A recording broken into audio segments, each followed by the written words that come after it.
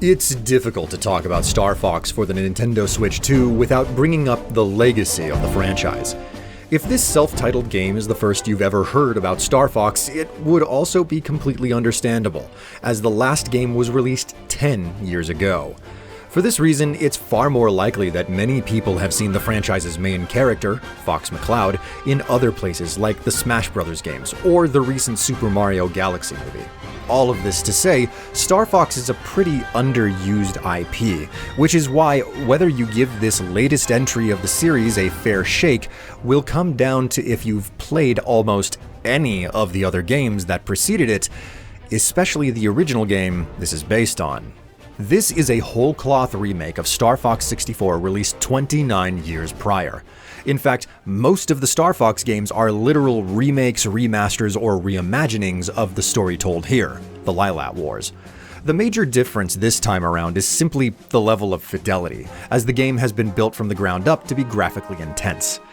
This is probably the biggest selling point, as it can't be understated just how good all of the characters you encounter look during mission briefings. There's been a lot of care put into each sequence you watch, and all that spitshine has the game looking amazing. Looks don't matter for much if the gameplay isn't worth it though, which I'm glad to say is not the case. This game, as an on-rail shooter, is as tight and responsive as it needs to be, and honestly, most of its failings stem from the very style of game it is. In other words, if you don't like rail shooters, this game is not for you. You're stuck on a forward-moving track, and if you miss something, there's nothing you can do about it outside of just restarting the whole level. That sounds like a severe punishment, but all of the levels are so faithfully reproduced from the 64 original that a start-to-finish run of each stage only takes about 8 minutes if you let all of the cutscenes play. This also ties into some important quality-of-life things the game has over its original. Fundamentally, Star Fox is built like an arcade shooter and is centered around the idea of playing the game several times over, with a single run taking roughly 1 hour. You always start at the same planet and head towards the same end planet. It's just a question of what route through the system you take to get there, which is formed by virtue of your successes or failures along the way.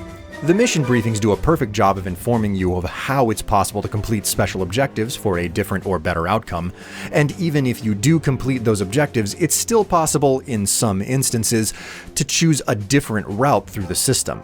For that matter, if you botched a mission and failed the objective, you are allowed to, in the moment, replay the level and try to get the better outcome. Also, you can close the game and come back to a run at any time without having to start over, which is a much needed upgrade over the original, and it's now antiquated, no saves, so play it all at once type design.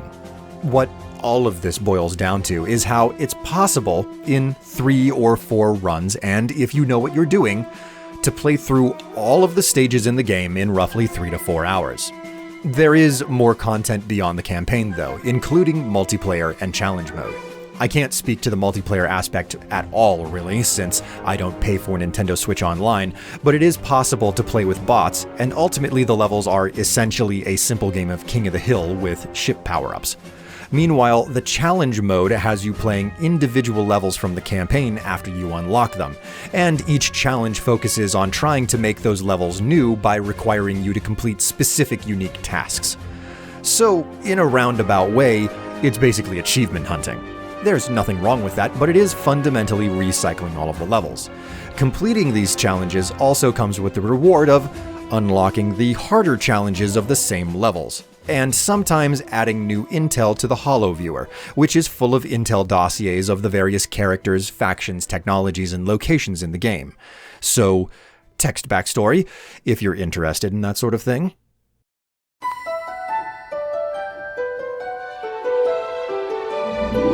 All of this, the minimal playtime, limited multiplayer, and recycling levels with extra challenges, it all counts against Star Fox in a pretty significant capacity. It's not that anything here is really all that bad, it's that the original game this is based on was pretty scant on content to begin with. Thus, placing new quality of life features in the game helps to make the experience smaller since you don't have to do full runs from start to finish in one sitting. This truly is the original game, absolutely stretched to its utter limits. Everything here is as expanded upon and fleshed out as it can get. The original Starfox experience has, in my opinion, found its end of life with this game because there's just nothing more to do with it.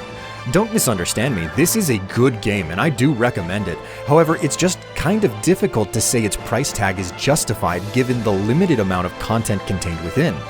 If you buy a hard copy of the game, it's $60 and $50 if you go for a digital copy. Those are lower prices these days given the direction the larger game market is moving in, but it doesn't change the fact that what you're getting here is short and punchy instead of long-lasting. If you're okay with that being the case, have at it. I mean, even though I sprang for a physical copy, I honestly don't feel burned. But I also can't deny that for the same price, I could have bought 2 to 3 indie games, and I would have only scratched the surface of one of them in the same amount of time. Then again, those indie games wouldn't have been the first Star Fox in 10 years either. Make of that what you will.